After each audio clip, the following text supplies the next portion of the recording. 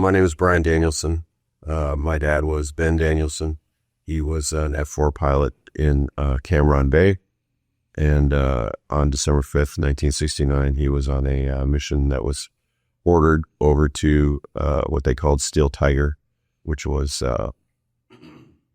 Laotian operations, probably most notably Ho Chi Minh Trail type of things. And he was with a flight of two, and the second one in the Mugia Pass area, which was known to be very contested airspace.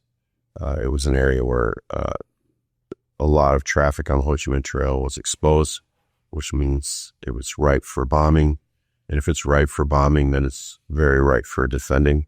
So the North Vietnamese came in with a regiment of anti-aircraft artillery and defended that pretty heavily. So they had tried a new tactic of how to deliver their ordnance.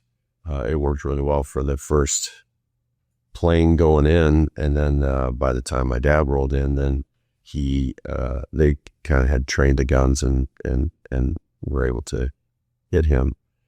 And so he was shot down in one of the hottest areas of the war, and that kicked off what is known as the rescue of Boxer 2-2, which was one of the largest, probably in history, search and rescue operations. So over the course of 3 days, they had to try to silence guns enough to bring in helicopters, which I believe they did 12 times, 13, 14 times, and got so close as to hover over my dad, but not be able to pull him out.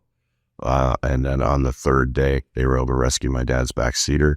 They hadn't heard from my dad in about 2 days, so they kind of had to give him up as someone they couldn't. It's missing. And that was kind of the start of our story of trying to piece together what had happened.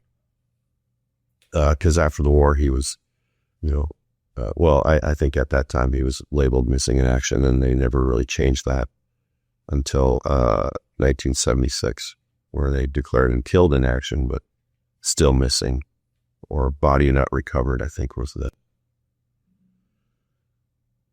the classic definition of category that he was.